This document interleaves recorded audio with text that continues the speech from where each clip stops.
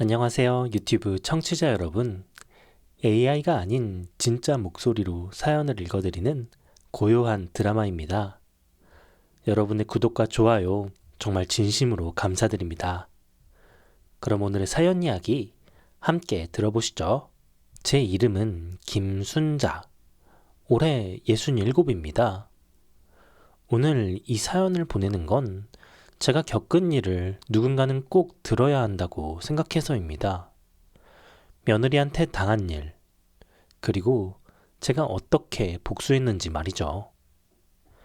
지금으로부터 30년 전쯤 남편을 교통사고로 잃었습니다. 그때 아들 민준이가 겨우 5살이었어요. 하늘이 무너지는 것 같았지만 울고 있을 시간이 없었습니다. 아들 하나는 제대로 키워야겠다는 생각뿐이었죠. 수유시장에 작은 반찬 가게를 얻어서 새벽 4시에 일어나 장사를 시작했습니다. 낮에는 가게를 지키고 밤에는 식당 설거지를 했어요. 손이 트고 허리가 끊어져도 참았습니다. 우리 아들 민준이만 잘 크면 된다고 생각했거든요. 그렇게 20년을 악착같이 살았습니다. 아들 민준이는 공부를 참 잘했어요. 엄마가 고생하는 걸 아는지 학원 한번 보내달라는 소리 없이 혼자 공부했습니다. 서울대 의대에 합격했을 때 정말 너무 기뻤어요. 드디어 고생 끝이라고 생각했죠. 의사 가운을 입은 아들을 보면서 그동안의 고생이 다 보상받는 기분이었습니다. 민준이는 전공의, 전임의 과정을 거쳐 젊은 나이에 서울대병원 정형외과 조교수가 됐어요. 교수님 소리 들으며 학생도 가르치고 수술 실력도 병원에서 제일이라고 소문났죠. 제 자랑이었습니다. 민준이가 전공의 생활을 하던 중에 지금의 며느리 수진이를 만났습니다. 처음 인사하러 왔을 때는 참 얌전하고 예쁘게 보였어요. 명품 가방을 들고 왔길래 부잣집 딸인 줄 알았습니다. 공손하게 인사도 잘하고 제 손도 꼭 잡아주더군요. 민준이가 정말 좋아하는 게 보여서 저도 참 흐뭇했어요. 결혼 준비하면서 알게 된 진실은 충격적이었어요. 수진이 아버지가 사채업자한테 5천만 원 빚을 지고 있었던 겁니다. 원금은 얼마 안 되지만 이자가 너무 불어나서 감당이 안 된다고 하더군요. 며느리가 눈물을 흘리며 찾아왔어요. 결혼 전에 빚을 정리하고 싶은데 방법이 없다고. 시어머니가 아니면 결혼도 못한다고 빌었습니다. 울면서 제 앞에 무릎까지 꿇더군요. 어머니, 제발 도와주세요. 저 정말 민준 오빠를 사랑해요. 그 눈물을 보고 제가 30년 모은 돈을 털었습니다. 시장 구석에 숨겨둔 통장까지 전부요.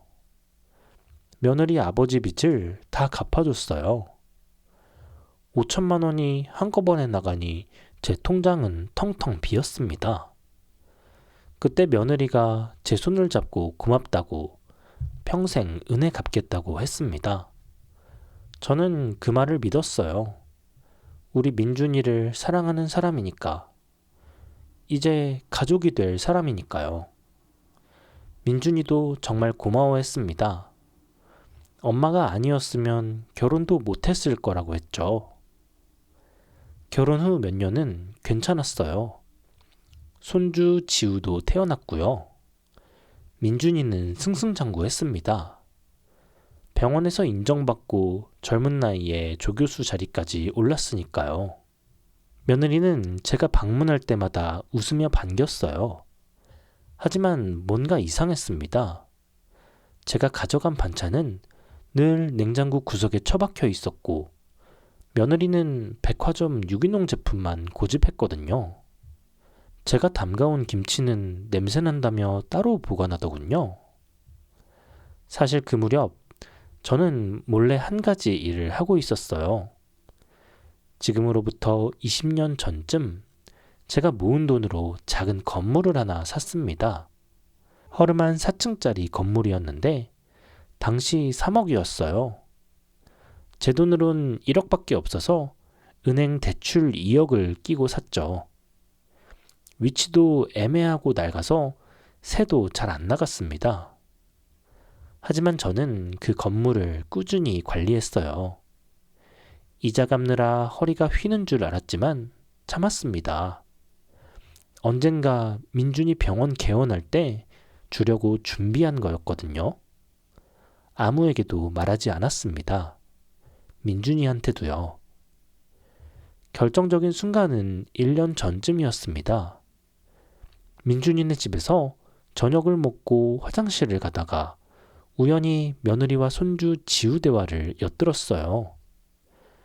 며느리가 지우한테 낮게 속삭이는 소리였습니다.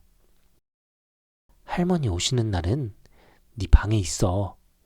냄새 밴다. 그 말을 듣는 순간 가슴이 철렁 내려앉았습니다. 화장실에 들어가서 한참을 서 있었어요. 손이 떨렸습니다. 그래도 혹시 잘못 들은 건가 싶어서 나왔는데 며느리는 씩씩거리며 제가 가져온 반찬통을 쓰레기통에 버리고 있었어요. 김치찌개, 된장, 멸치볶음. 제가 새벽부터 만든 것들이 그냥 버려지고 있었습니다. 심지어 뚜껑도 열지 않은 채로요. 그날 밤 집에 돌아와서 잠을 잘 수가 없었습니다. 30해를 고생해서 키운 아들. 그 아들이 사랑하는 여자를 위해 제 전 재산까지 털어줬는데 돌아오는 건 이런 대접이었습니다. 거울을 보니 주름진 얼굴에 굽은 허리가 보이더군요. 이제 저는 쓸모없는 노인네가 된 걸까요? 하지만 더 놀라운 일이 남아 있었어요. 그로부터 한 달쯤 지났을 때 건강검진 결과를 받았습니다. 의사 선생님께서 조심히 말씀하시더라고요. 초기 알츠하이머라고요. 머리를 한 대 맞은 것 같았습니다. 하지만 의사 선생님은 약물 치료를 꾸준히 하면 진행 속도를 늦출 수 있다고 말씀하셨어요. 당장 큰 문제는 없다고 안심시켜 주셨죠. 약 처방전을 받아들고 나오는데 다리에 힘이 풀렸습니다. 집에 돌아와서 한참을 멍하니 앉아 있었습니다.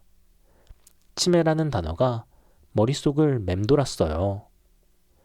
민준이한테 말해야 하나 고민했습니다. 아들이 걱정할 게 뻔했거든요. 하지만 숨길 수도 없는 일이었어요. 다음날 민준이네 집에 가서 조심스럽게 말했습니다.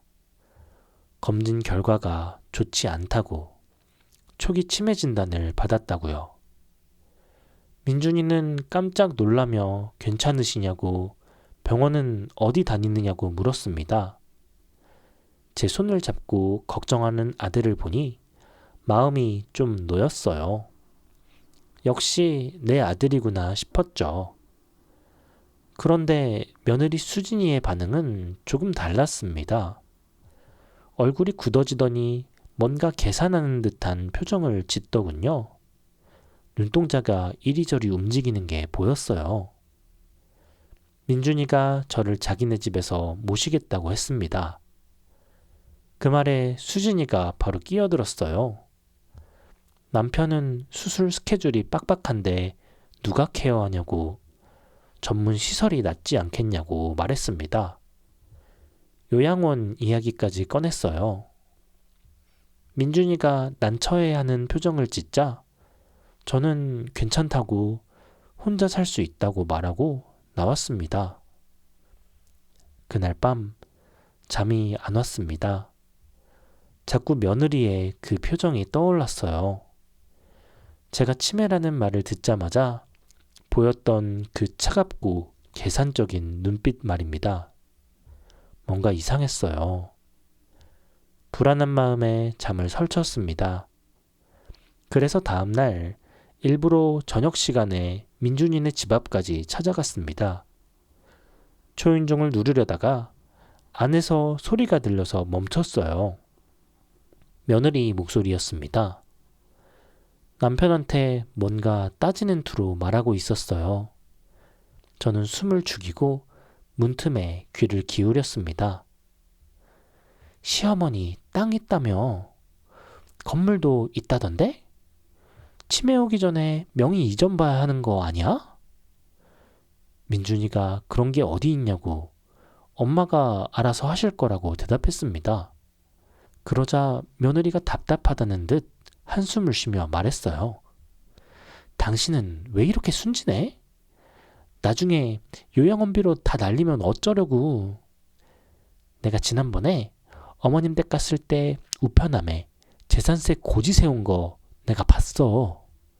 주소지 검색해보니까 재개발 지역이라네. 그 말을 듣는 순간 저는 몸이 얼어붙었습니다. 며느리가 제 건물을 알아낸 거예요. 부동산 등기를 조사해 본 모양이었습니다. 그런데 재개발 지역이라니? 저는 그것까지는 몰랐어요. 손이 부들부들 떨렸습니다. 며느리는 제가 재산을 숨기고 있다고 생각하는 거였어요. 아니, 어쩌면 없어도 상관없는 거였을지도 몰라요. 그냥 저한테서 뭐라도 빼낼 수 있으면 되는 거였죠. 치매 걸린 시어머니, 이제 쓸모없어진 노인네한테서요.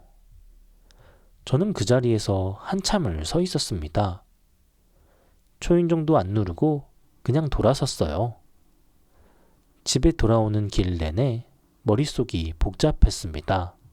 5천만 원 빚을 대신 갚아준 게 어제 일 같은데 고마워하며 눈물 흘리던 며느리가 이제는 제 재산을 노리고 있었어요.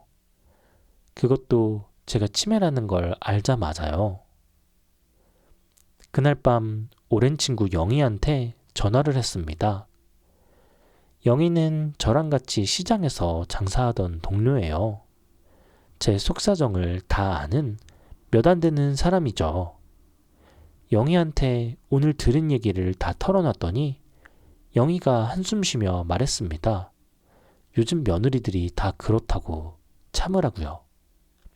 세상이 각박해졌다고 했습니다. 하지만 저는 참을 수가 없었어요. 아니, 참고 싶지 않았습니다. 그래서 영희한테 말했어요. 영희야, 사람 본심은 약해졌을 때 나온다더라. 나 한번 실험해볼까봐. 영희가 무슨 소리냐고 물었지만 저는 대답하지 않았습니다. 그냥 며느리의 진짜 얼굴을 보고 싶다고만 했죠. 영희가 위험하다고, 진짜 아프면 어쩌려고 그러냐고 말렸어요. 하지만 제 마음은 이미 정해져 있었습니다. 그날 밤부터 저는 계획을 세우기 시작했어요. 노트를 꺼내 하나씩 적어내려갔어요. 며느리의 본색을 확실히 보여줄 방법을요. 일주일 뒤 민준이네 집에 또 놀러 갔습니다. 이번엔 일부러 손주 지우 앞에서 이상한 행동을 했어요.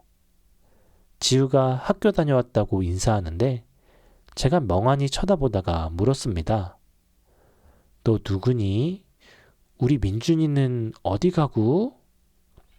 일부러 눈에 초점을 흐리게 하고 말을 더듬거렸어요. 지우가 깜짝 놀라서 할머니라고 부르는데 저는 계속 고개를 갸웃거렸어요. 민준이가 황급히 달려왔습니다. 엄마 괜찮으냐고, 지우를 못 알아보시냐고 물었죠. 저는 천천히 지우를 쳐다보다가 아, 그래, 지우구나 하고 어색하게 웃었습니다. 민준이의 얼굴이 새하얗게 질렸어요. 수진이도 놀란 표정이었지만 뭔가 다른 감정도 섞여 있는 것 같았습니다. 다음날 민준이가 저를 병원으로 모셔갔어요. 정밀 검사를 받아야 한다고요. 저는 각오를 단단히 하고 갔어요. 의사 선생님 앞에서도 완벽하게 연기해야 했으니까요.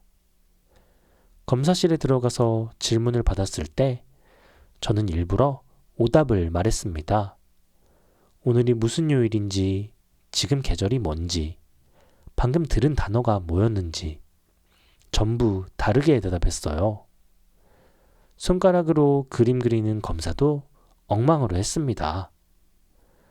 의사 선생님이 심각한 표정으로 민준이를 불렀어요. 검사 결과 인지 기능이 급격히 떨어졌다고, 알츠하이머가 예상보다 빠르게 진행되고 있다고 말했습니다. 중등도 이상이라고 했어요. 민준이는 그 진단서를 받아들고 한참을 멍하니 서 있었습니다. 제 손을 꼭 잡고 괜찮을 거라고, 최선을 다해 치료하자고 말했어요. 그 모습을 보니 마음이 아팠습니다. 우리 아들은 정말 착한 애였거든요. 하지만 이건 아들을 위한 일이기도 했어요. 며느리의 본색을 확실히 보여줘야 아들이 정신을 차릴 테니까요. 저는 민준이 손을 꼭 잡아주며 고개를 끄덕였습니다. 그날 저녁 민준이가 수진이한테 제 상태를 설명했습니다. 저는 거실 소파에 멍하니 앉아서 TV를 보는 척 했어요. 부엌에서 두 사람이 나누는 대화가 들렸습니다. 민준이가 엄마를 우리 집에서 모셔야 하겠다고 말했습니다. 혼자 두면 위험할 것 같다고요. 수진이는 잠시 침묵하더니 대답했어요. 그럼 그렇게 하자고. 자기가 모시겠다고요. 목소리가 참 다정했습니다. 민준이가 고맙다고, 미안하다고 말하는 게 들렸어요. 이틀 뒤 민준이네 집으로 이사를 갔습니다. 짐이라고 해봤자 옷가지 몇 벌이 전부였어요. 수진이가 방을 안내해 줬는데 큰 방이 아니라 작은 다용도실이었습니다. 창문도 작고 환기도 잘 안 되는 곳이었죠. 수진이가 웃으며 말했어요. 치매 환자는 좁은 공간이 오히려 안정감을 준다고. 넘어지면 위험하니까 이 방이 좋다면서요. 인터넷에서 본 거라고 했습니다. 민준이는 수술 스케줄 때문에 새벽에 나가서 밤늦게 들어왔습니다. 집에 거의 없었어요. 그 사실을 수진이는 너무나 잘 알고 있었죠. 저는 작은 방 안에서 수진이가 언제 본색을 드러낼지 기다렸습니다. 그 전에 한 가지를 준비했어요. 거실 선반 위에 작은 홈캠을 하나 설치했습니다. 제 친구 영희가 구해다 준 거였어요. 요즘은 치매 노인 관찰용으로 많이 쓴다고 하더군요. 수진이한테는 건강 확인용이라고 말했어요. 수진이는 대수롭지 않게 넘겼습니다.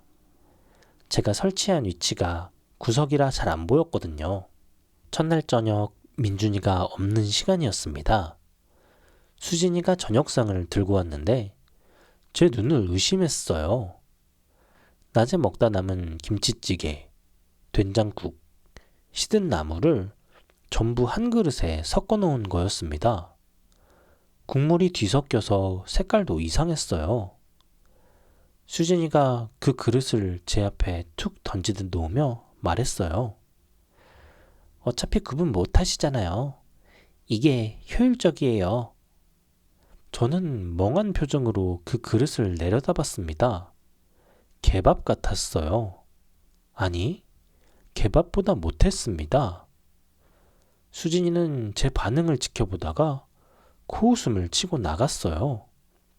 문이 닫히는 소리가 들렸습니다. 제 가슴이 쿵쿵 뛰었어요. 홈캠이 저 장면을 다 찍고 있겠죠. 저는 떨리는 손으로 미리 준비해둔 작은 녹음기를 꺼냈습니다. 주머니에 숨겨뒀던 거예요. 수진이가 저한테 직접 한 말이 녹음되어 있었어요. 저는 그 녹음기를 꼭 쥐고 눈물을 삼켰습니다. 시작됐구나 생각했어요. 그날 밤 민준이가 돌아왔을 때 수진이는 완전히 다른 사람이 되어 있었습니다. 다정하게 웃으며 시어머니가 잘 주무신다고 저녁도 잘 드셨다고 말했어요. 민준이가 고맙다고 하자 수진이가 민준이 손을 잡으며 말했습니다. 가족인데 당연한 거라고요. 저는 작은 방 안에서 그 대화를 들으며 이불을 뒤집었었습니다. 이제 시작이라는 걸 알았어요. 앞으로 3달. 제가 계획한 시간 동안 이 지옥을 견뎌내야 했습니다. 손에 힘을 주며 다짐했습니다. 3달이 흘렀습니다.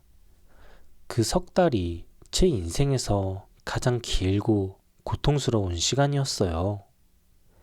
수진이의 학대는 점점 더 노골적으로 변해갔습니다.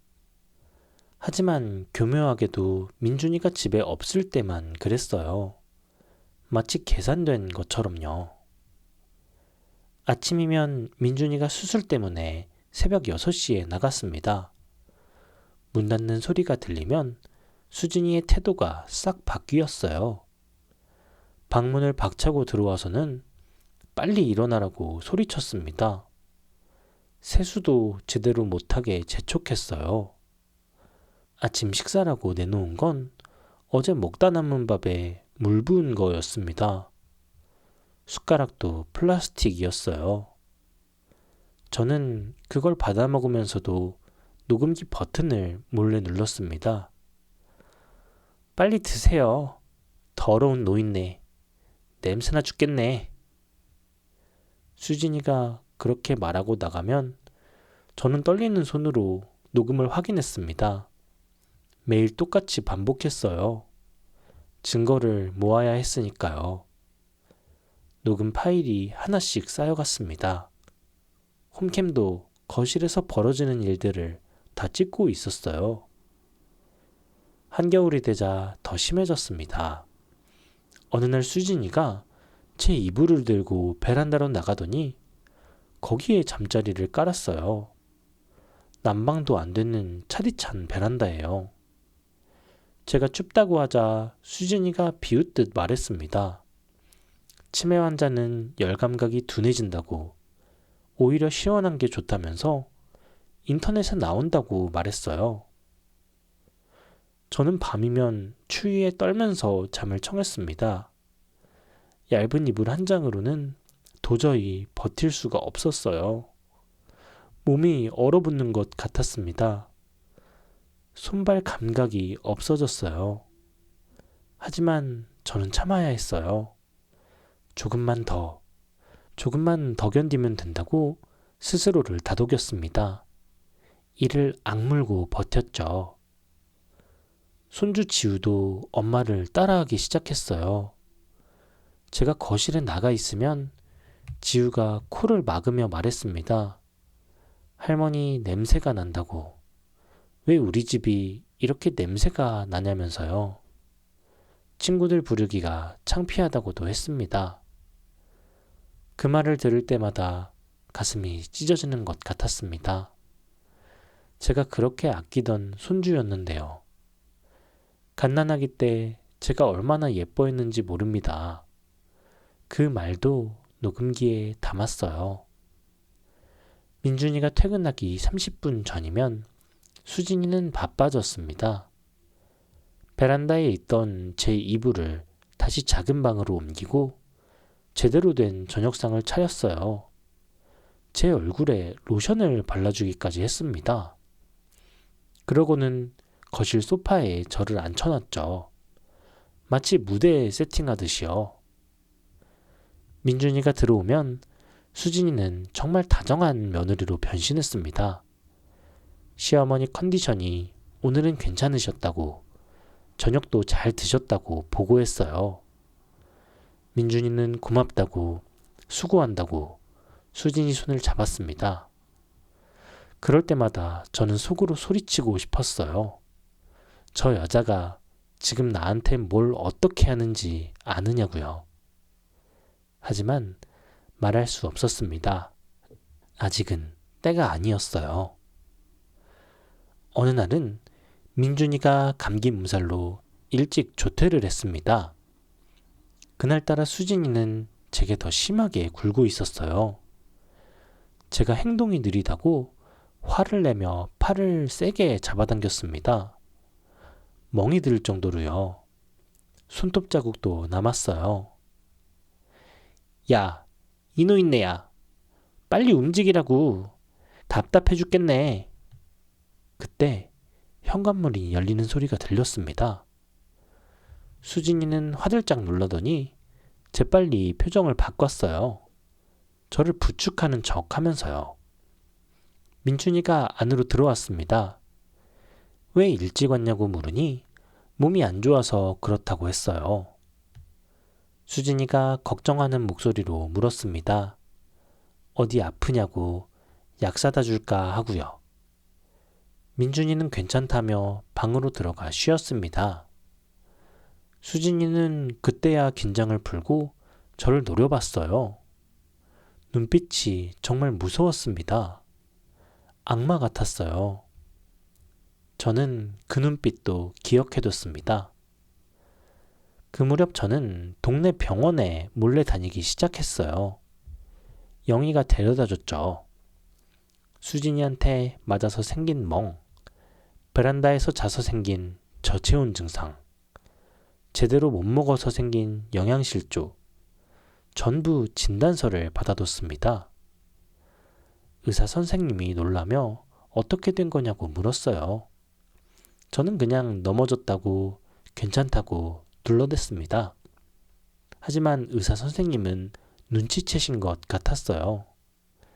진단서에 노인학대 의심됨이라고 적어주셨거든요. 그날 밤 저는 친구 영희를 몰래 만났습니다. 민준이와 수진이가 다 잠든 새벽에 살금살금 나왔어요. 영희가 제 얼굴을 보더니 울었습니다. 살이 빠지고 얼굴이 누렇게 떴거든요. 뺨도 푹 꺼졌고요. 영희가 이제 그만하자고 이러다가 정말 큰일 난다고 말했어요. 당장 병원에 가야 한다고 했습니다. 하지만 저는 고개를 저었습니다. 이제 거의 다 왔다고. 조금만 더 버티면 된다고 말했죠. 그리고 영희한테 부탁했어요. 제 몸에 난 멍자국들을 사진으로 찍어달라고요. 영희가 떨리는 손으로 휴대전화를 꺼내 사진을 찍었습니다. 팔, 다리, 등에 멍이 가득했어요.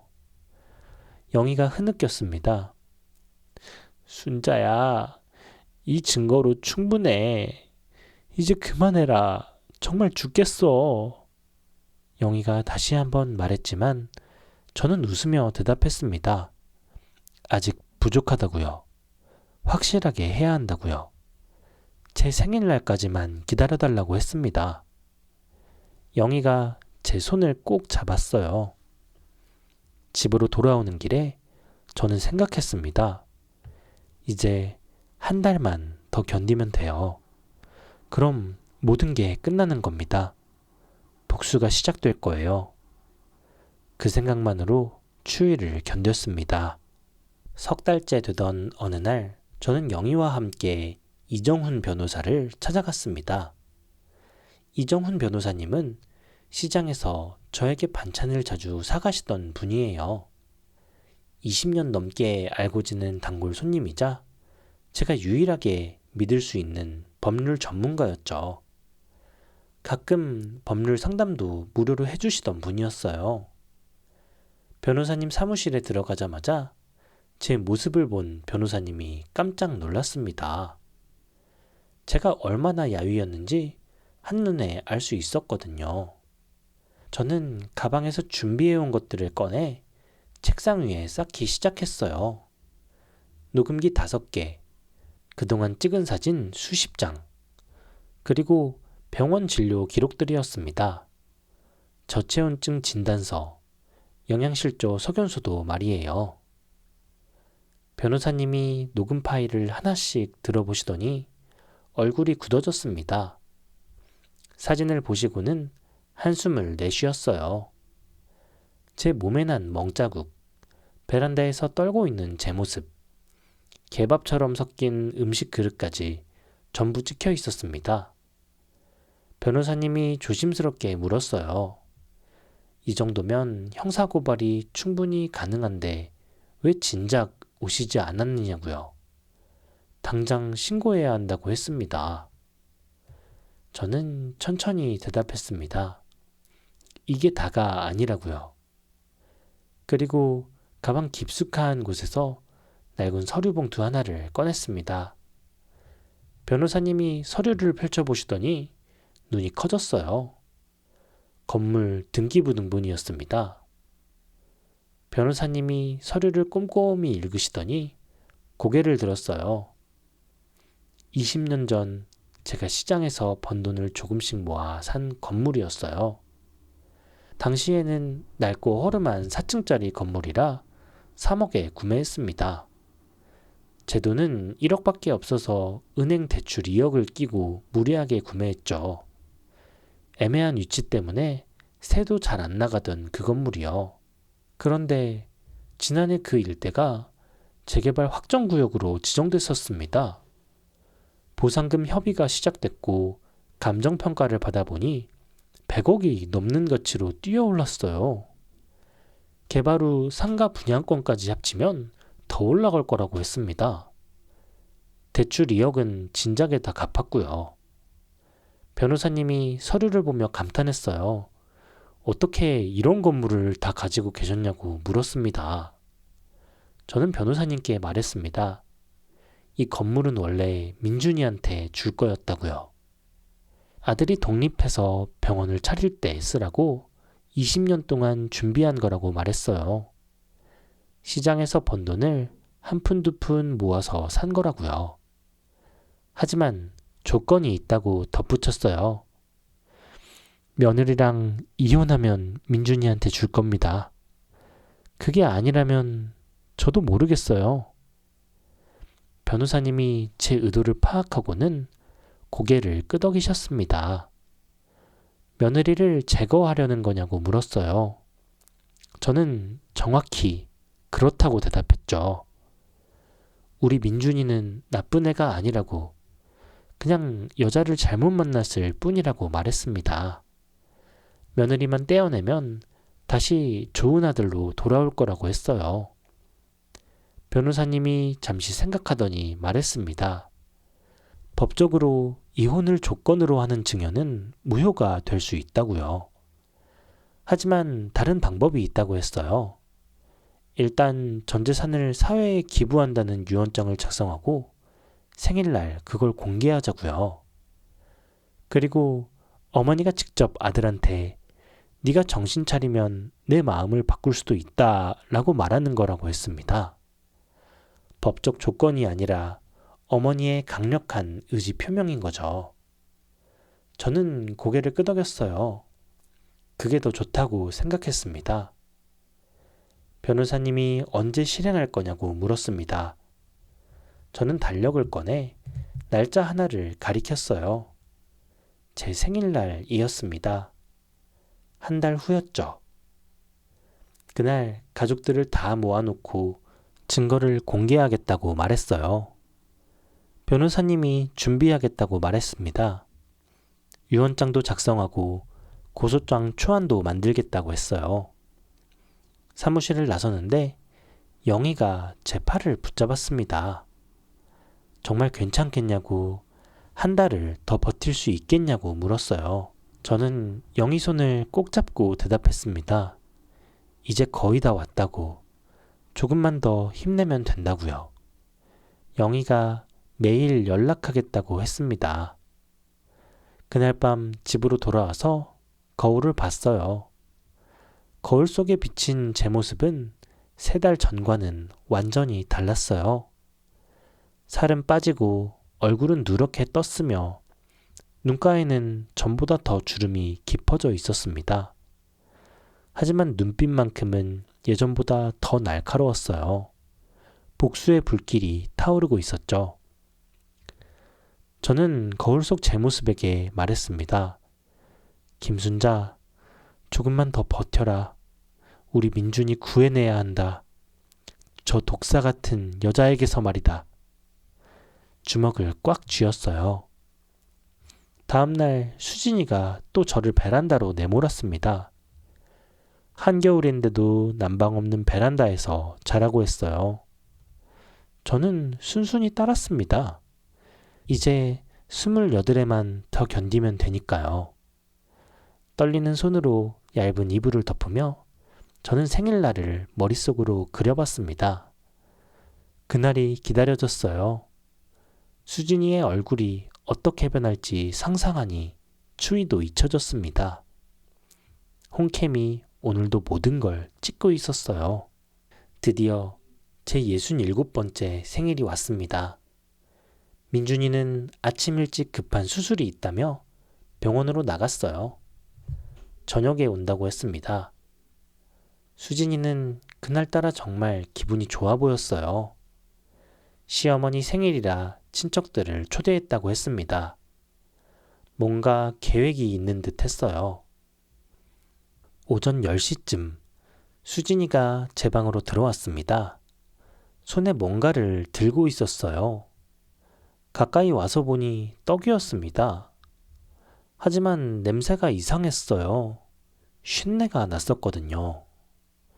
수진이가 그걸 제 앞에 던지듯 놓으며 말했어요. 비닐도 벗기지 않고 그냥 던졌습니다. 생일이시라면서요? 이거나 처먹어요. 어차피 어머니는 구분도 못 하시잖아요. 마트 할인 코너에서 샀어요.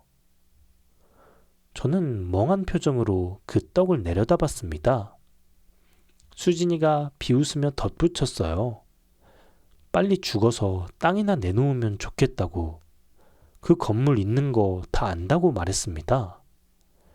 당신 아들은 바보라서 모르지만 자기는 다 알아냈다고 했죠. 부동산 등기부를 조회해봤다고 말하더군요. 그 순간 저는 천천히 고개를 들었습니다. 그리고 처음으로 또렷한 목소리로 말했어요. 그래, 다 알고 있구나. 수진이의 얼굴이 굳어졌습니다. 제 목소리가 달라진 걸 느낀 거죠. 당황한 표정으로 물었어요. 지금 뭐라고 했냐고요?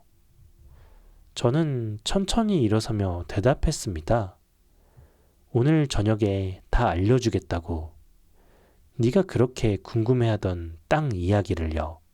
수진이가 뭔가 이상하다는 듯 저를 쳐다봤지만 더 이상 묻지는 않았습니다. 그냥 방을 나가버렸어요. 저는 떨리는 손으로 휴대전화를 꺼내 이정훈 변호사님께 문자를 보냈습니다.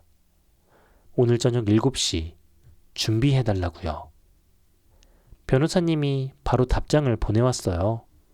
준비 완료라고 하셨습니다. 오후 5시쯤부터 친척들이 하나둘 도착하기 시작했습니다. 민준이 사촌동생 부부, 먼 친척들 몇 명이 왔어요. 수진이는 음식을 준비하며 바빴습니다. 저는 제 작은 방에서 옷을 갈아입었어요. 3달 만에 제대로 된 옷을 입었습니다. 검은색 정장이었죠. 영희가 며칠 전에 몰래 가져다 준 거였어요.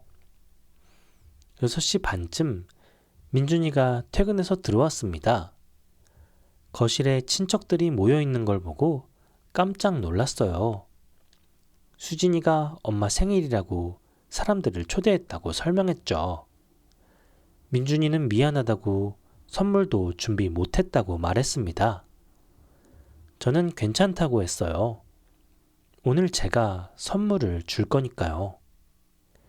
7시 정각 초인종이 울렸습니다. 수진이가 문을 열었는데 밖에 정장을 입은 남자 3명이 서 있었어요. 이정훈 변호사님과 그 사무실 직원들이었습니다. 수진이가 누구냐고 묻자 변호사님이 명함을 내밀며 말했습니다. 김순자 여사님의 법률 대리인이라고요.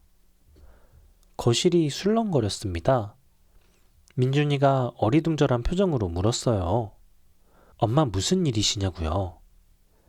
그때 제가 방에서 나왔습니다.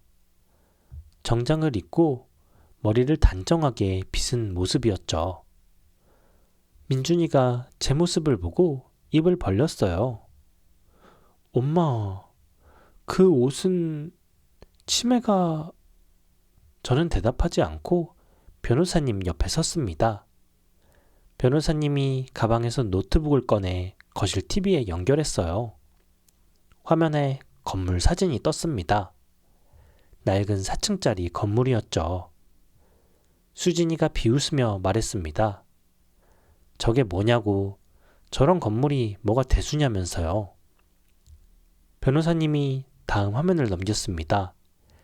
재개발 확정 공문서, 감정평가서가 차례로 떴어요.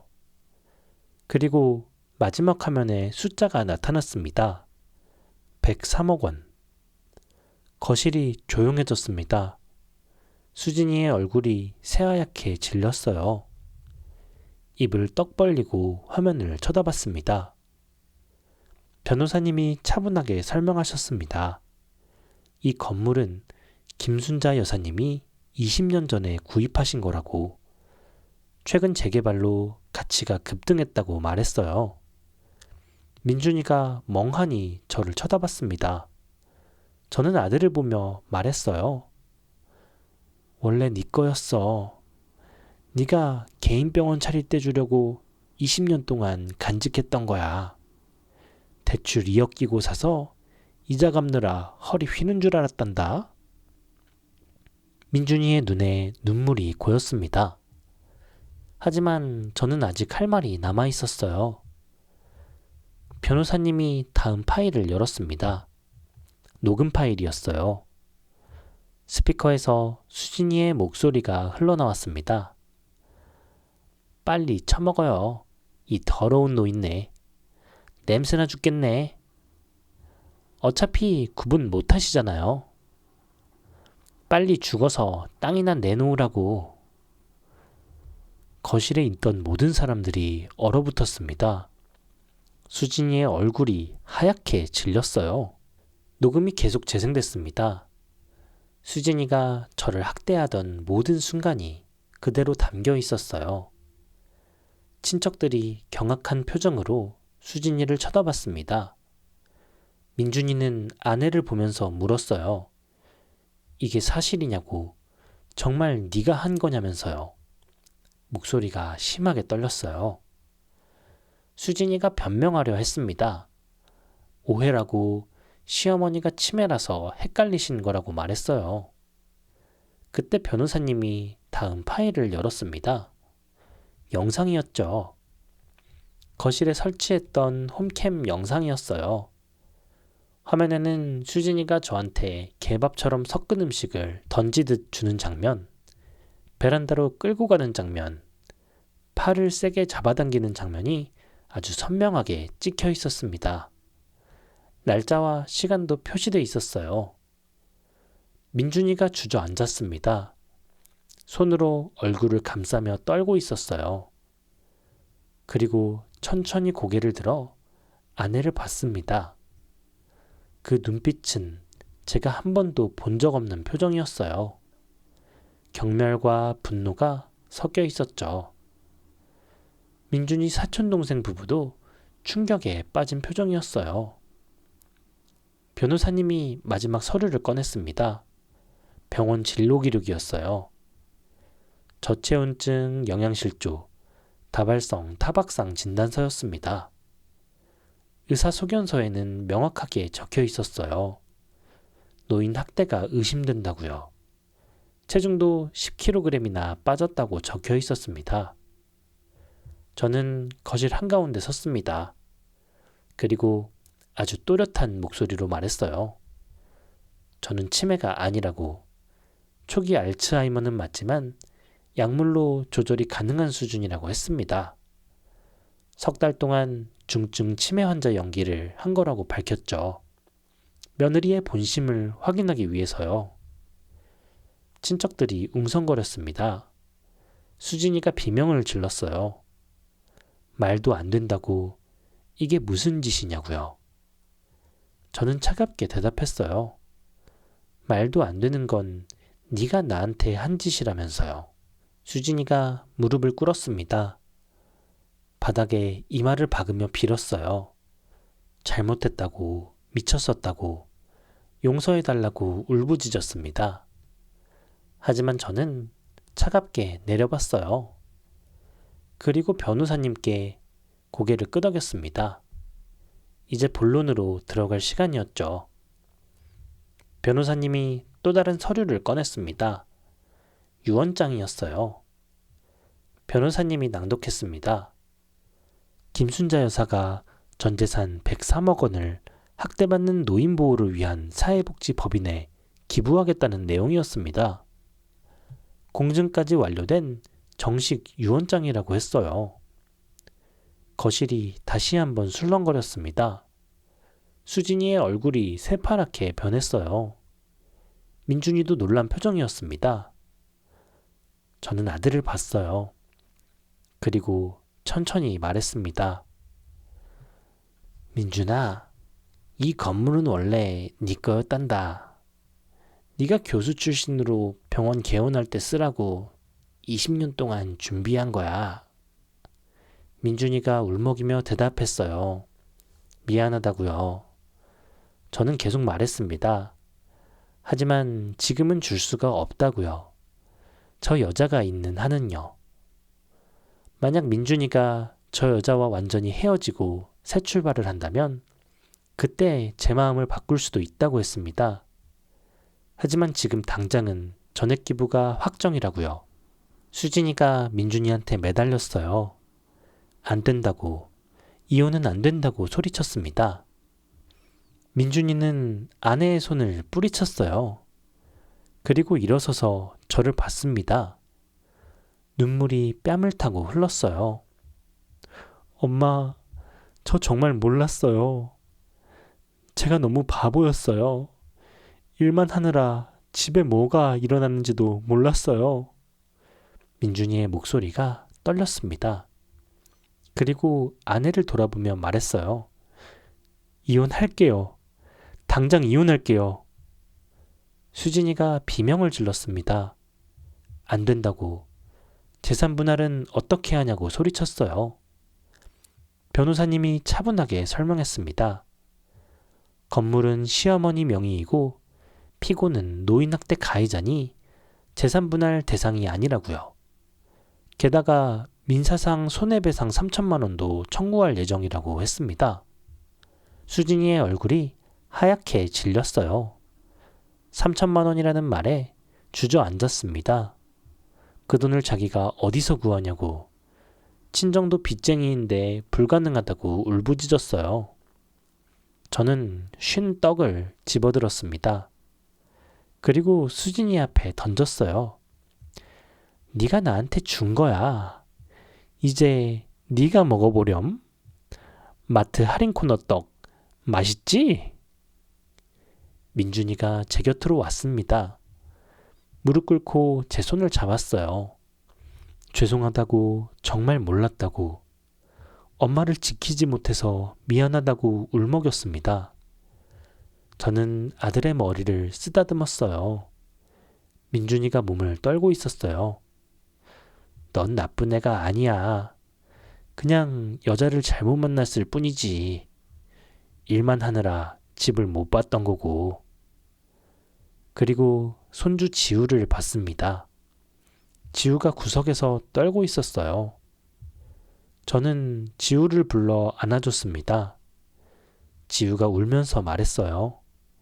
할머니 죄송하다고요. 저는 지우 머리를 쓰다듬으며 괜찮다고 말했습니다. 지우는 아직 어린아이니까요. 엄마가 시킨 거니까요. 변호사님이 마지막 서류를 꺼냈습니다. 형사 고소장이었어요. 노인복지법 위반. 상해죄로 내일 경찰서에 접수할 예정이라고 했습니다. 수진이가 기절할 듯 비틀거렸어요. 친척들은 아무 말도 하지 못하고 그 광경을 지켜봤습니다. 수진이 시어머니도 와 있었는데 고개를 숙이고 있었어요. 저는 마지막으로 수진이를 봤습니다. 그리고 차갑게 말했어요. 네가 나한테 한 짓을 다 받을 거라고. 감옥에서 후회 좀 해보라고요. 수진이가 소리를 질렀지만 저는 돌아서서 나왔습니다. 민준이가 제 뒤를 따라 나왔어요. 밖에서 민준이가 또 무릎을 꿇었습니다. 엄마, 제가 바로 이혼소송 들어갈게요. 저 인간이랑 끝낼게요. 그리고 엄마 모시겠습니다. 지우도 엄마가 키워주세요. 저는 아들을 일으켜 세웠습니다. 그리고 말했어요.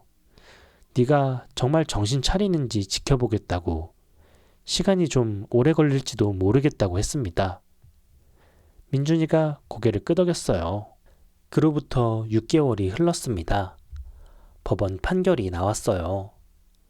수진이는 노인학대로 징역 1년에 집행유예 2년을 선고받았습니다. 그리고 민사상 손해배상 3천만 원도 확정됐죠. 수진이 친정부모가 집을 팔아서 배상금을 냈다고 들었어요. 이혼도 정리됐습니다.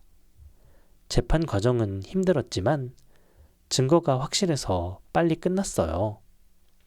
수진이는 재산 분할 한 푼도 받지 못했습니다. 민준이는 병원을 그만뒀어요. 소문이 퍼져서 버티기 힘들었다고 하더군요. 동료 의사들도 이상한 눈으로 봤대요. 하지만 괜찮았습니다. 제가 준비해둔 게 있었으니까요.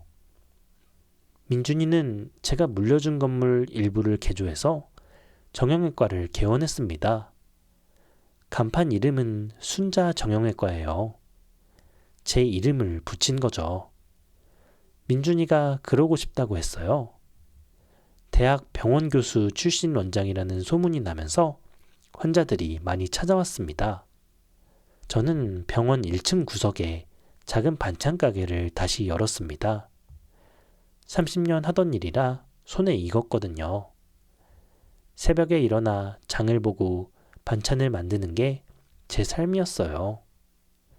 이제는 민준이 환자분들이 단골이 됐습니다. 맛있다고 자주 사가세요.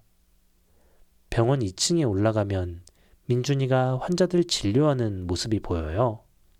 하얀 가운 입고 환자들에게 친절하게 설명하는 모습 볼 때마다 정말 뿌듯합니다. 손주 지우는 저랑 살고 있어요. 양육권은 민준이한테 있지만 지우가 할머니랑 살고 싶다고 해서요.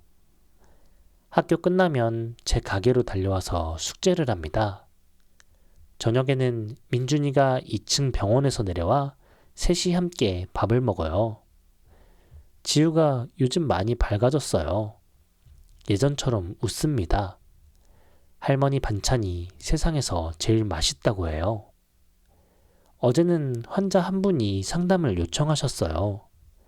며느리한테 학대받고 있다는 할머니였습니다.